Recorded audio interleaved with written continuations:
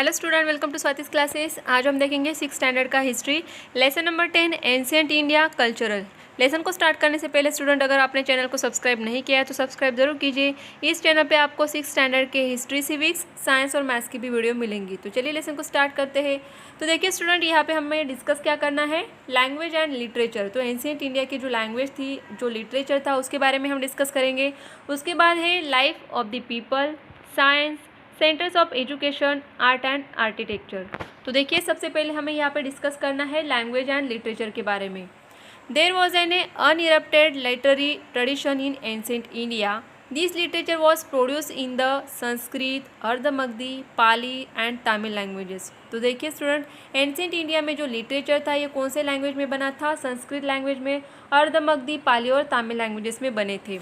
It included religious literature, treatises on grammar, epics, plays, stories, etc. तो देखिए जो भी लिटरेचर बने थे उनमें कई सारे रिलीजियस लिटरेचर भी थे, साहित्य थे, उसके बारे में, ग्रामर के बारे में, व्याकरण के बारे में लिखा गया था। एपिक्स, प्ले जो होते हैं, स्टोरीज होते हैं, कहानियाँ होती है, इनके बारे में भी उस टाइम लिटरेचर थे, बने थे। और इनकी लैंग्वेज जो थी ये थी संस्कृत, अर्धमगधी, पाली एंड तमिल। इन सारे लैंग्वेजेस में ये लिटरेचर बने गए थे।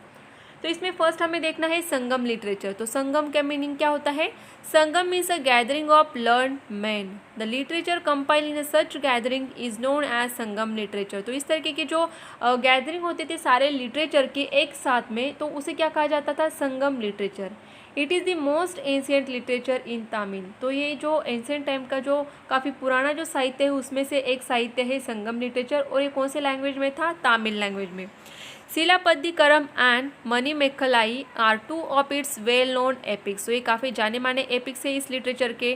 From Sangam literature we learn about the political and social life in south India during the period. तो जो संगम लिटरेचर है उनसे हमें क्या सीखने मिलता है कि जो पॉलिटिकल और सोशल लाइफ, मतलब राजकीय और सामाजिक लाइफ किस तरीके की थी साउथ इंडिया में उस टाइम, यह हमें सीखने मिलेगा संगम लिटरेचर से। उसके बाद हम देखेंगे रिलीजियस लिटरेचर कैसा था। द इम्पोर्टेंट टेक्स्ट इंक्लूड अगम ग्रंथ, त्रिपिटका एंड भगवद गीता। तो ये जो रिलीजियस लिटरेचर थे जिनके बारे में हमें पता चलता है कि उनके नाम क्या दिए हैं यहाँ पे, अगम ग्रंथ, त्रिपिटका एंड भगवद गीता। तो भगवद गीता का नाम तो आपने सुना ही होगा। The Jain Agam Granthas are written in the Prakrit languages of Ardhamagadhi. तो देखिए जो जैन अगम ग्रंथ थे ये कौन से लैंग्वेज में लिखे गए थे, अर्धमगधी में।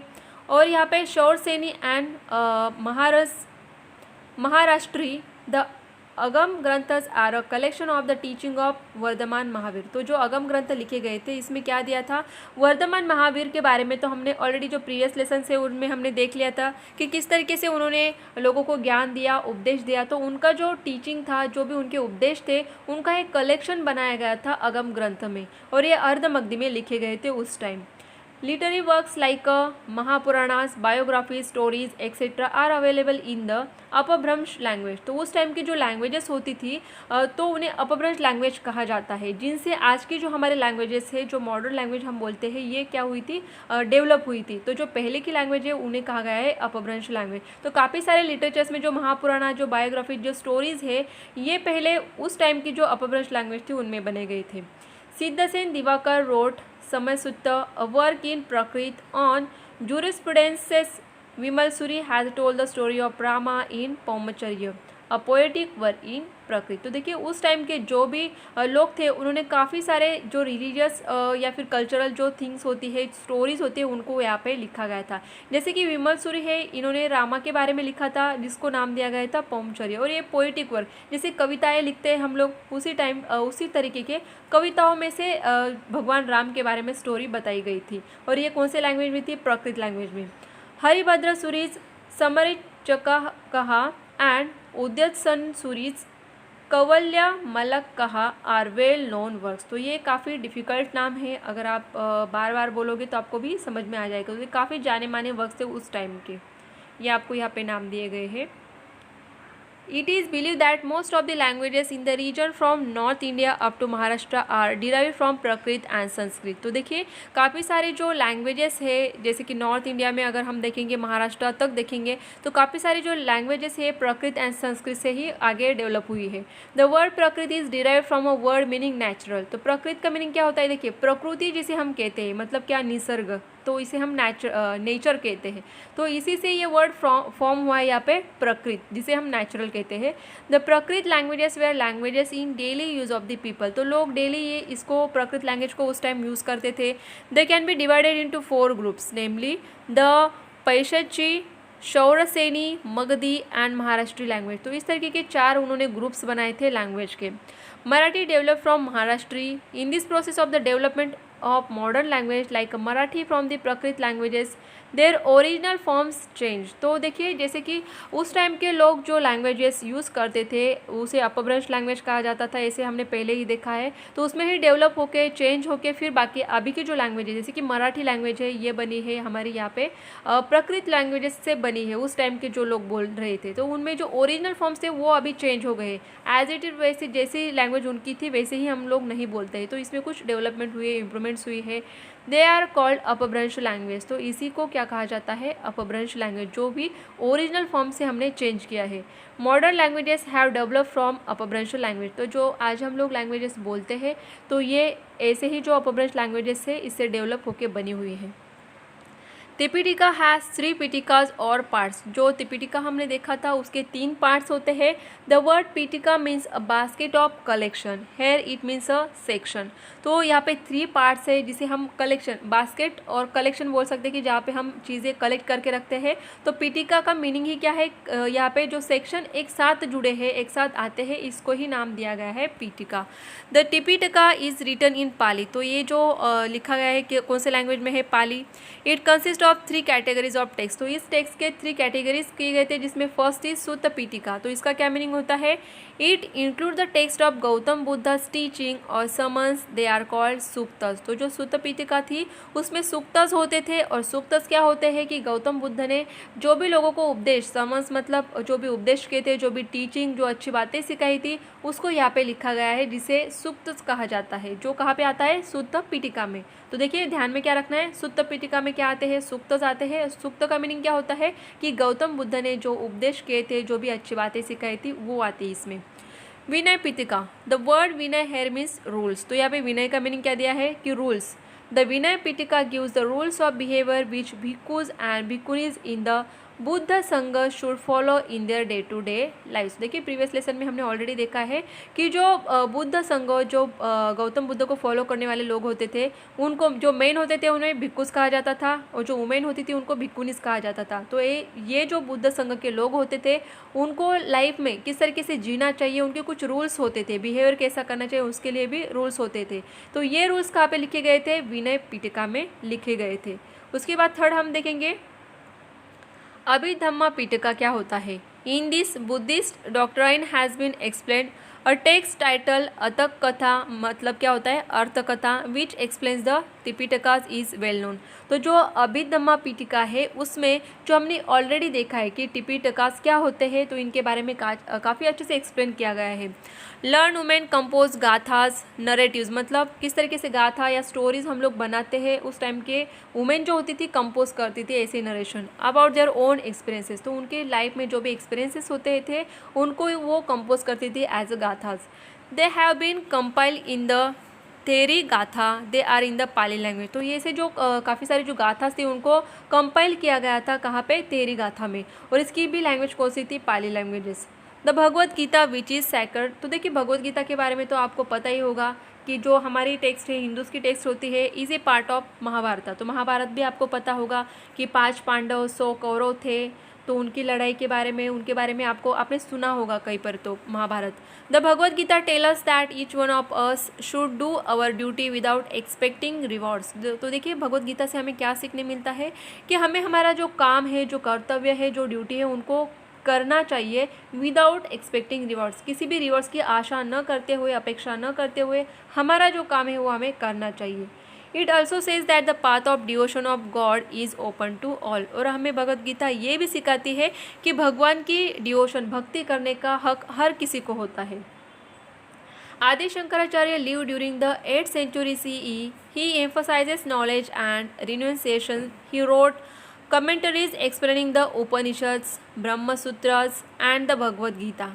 He established 4 mats in 4 directions of India at Badrinath, Dwarka, Jagannath Puri, and Srinagar. तो देखिए जो आदि शंकराचार्य है उन्होंने काफ़ी अच्छे से लोगों को उन्होंने भी नॉलेज दिया। यहाँ पे उन्होंने काफ़ी सारी कमेंट्रीज एक्सप्लेन की उपनिषद के बारे में, ब्रह्म सूत्रस के बारे में, भगवत गीता के बारे में। और उन्होंने 4 मठ्स, मतलब जो हम लोग बोलते हैं ना मठ्स, तो ये कहाँ पे 4 डायरेक्शन में बनाए थे, जैसे कि बद्रीनाथ, द्वारका, ये नाम भी आपने सुने होंगे। तो यहाँ पे उन्होंने अपने 4 मठ्स बनाए थे जिनके नाम भी आपको दिए हैं। और यहाँ पे उनका पिक्चर दिया है आदि शंकराचार्य का। Kautilya wrote the Arthashastra in which he discussed at length what constitutes an excellent administrative system। तो देखिए कौटिल्य जो थे उन्होंने अर्थशास्त्र लिखा था जिसमें ये लिखा गया था किस तरीके से एडमिनिस्ट्रेशन सिस्टम होनी चाहिए। अगर कोई राजा है तो उसका एडमिनिस्ट्रेशन एक्सेलेंट किस तरीके से हो सकता है, इसका पूरा जो डिस्कशन है ये हमें दिखता है अर्थशास्त्र में, जो कि कौटिल्य ने लिखा था। उसके बाद है ट्रीटिसाइसेस ऑन ग्रामर।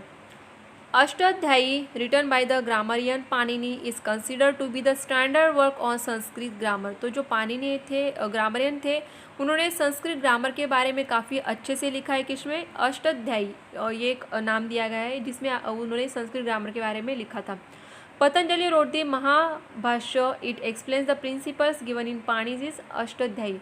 तो जो पाणिनि ग्रामरियन थे उन्होंने अष्टाध्यायी में जो ग्रामर लिखा था उसे काफ़ी अच्छे से एक्सप्लेन किया था, उनके जो प्रिंसिपल्स थे उनको एक्सप्लेन किया था। पतंजलि इन्होंने महाभाष्य इस उनके जो भी उनका लिखा हुआ था उसमें। देन देखेंगे यहाँ पे अर्थशास्त्र। This is a work by Kautilya, जैसे कि हमने पहले देखा कि कौटिल्य जो थे उन्होंने ये लिखा था। It consist of detail discussion of administrative matters such as the duties of a king, criteria for selecting a minister, system of defense, type of force, the formation of an army, plans for espionage, organization of the treasury and other offices, judicial system, investigation of theft, type of punishment, etc. तो देखिए जो अर्थशास्त्र, इस शब्द का पूरा meaning यहाँ पे आपको समझ में आ जाता है कि जो कौटिल्य थे उन्होंने जो अर्थशास्त्र लिखा था उसमें कौन सी बातें दी गई थी कि एक राजा को किस तरीके से एडमिनिस्ट्रेशन करना चाहिए। उसमें काफ़ी सारी चीज़ें आती हैं, जैसे कि मिनिस्टर ऑफिसर्स को किस तरीके से अपॉइंट करना चाहिए, किस तरीके से सिलेक्ट करना चाहिए, उनको सिलेक्ट करने के लिए कौन सा क्राइटेरिया रखना चाहिए, फोर्स कैसे होने चाहिए, हमारे राज्यों को डिफेंस करना चाहिए तो किस तरीके की सिस्टम होनी चाहिए। तो काफ़ी सारी जो चीज़ें होती है इम्पोर्टेंट यहाँ पे डिस्कस की गई थी। अर्श and classical epics. Ramayana and Mahabharata are the 2 अर्श एपिक्स ऑफ एंशिएंट इंडिया। तो देखिए ये हमारे एंशिएंट इंडिया से चलते आए हुए पुराण है रामायण और महाभारत, जिसके बारे में हर एक घर में पता होता है कि रामायण क्या होता है। जैसे कि आप लोगों को पता होगा रामायण में जैसे कि राम, रावण, राम लक्ष्मण, रावण, सीता, इनके बारे में दिया गया था। और महाभारत जिसमें कि अर्जुन वगैरह जो पांडव थे, कौरव थे, इनके बारे में दिया गया है। तो देखिए अर्श मीन्स क्या होता है? कंपोज बाय ऋषिज और सेजेस। तो अर्श का मीनिंग क्या दिया है कि ऋषि जो होते हैं, जो महर्षि जो होते हैं, इन्होंने अगर कंपोज किया गया है तो उसे अर्श कहा जाता है। तो रामायण किसने यहाँ पे कंपोज किया था? उनका नाम था ऋषि वाल्मीकि, ये आपको याद रखना है।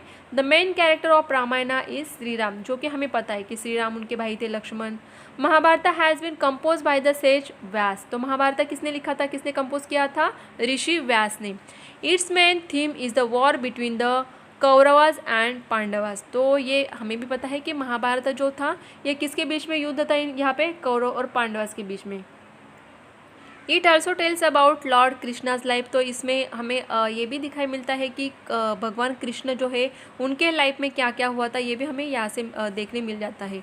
The Mahabharata provides a comprehensive picture of the various human sentiments and emotions and their consequences. तो महाभारत से हमें काफ़ी सारी चीज़ें सीखने मिलती है, जो ह्यूमन सेंटिमेंट्स है, इमोशंस जो होती है लोगों की, इनके बारे में कई सारे किस्से हमें महाभारत में दिखते हैं। Sometimes there is such a period in the history of language, literature and art that its glory remained undiminished even later on.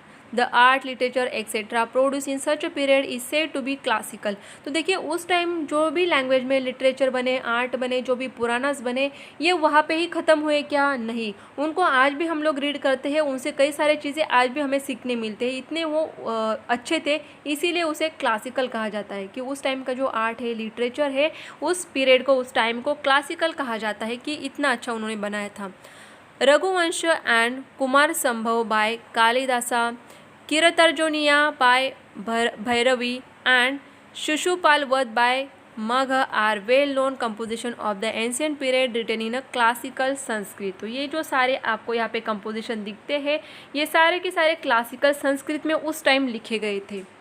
Theatre, India has an ancient tradition of telling a story through songs, music and dance. तो देखिए जैसे कि पहले राजा महाराजा होते थे तो उनके time तो हमारे जैसे थिएटर वगैरह नहीं होंगे, तो उनके लिए स्टोरीज़ बोलने के लिए, सॉन्ग्स बोलने के लिए म्यूज़िक डांस होते थे, तो ये लोग वहाँ पे ही करते थे, मतलब लोगों को एंटरटेनमेंट करने के लिए।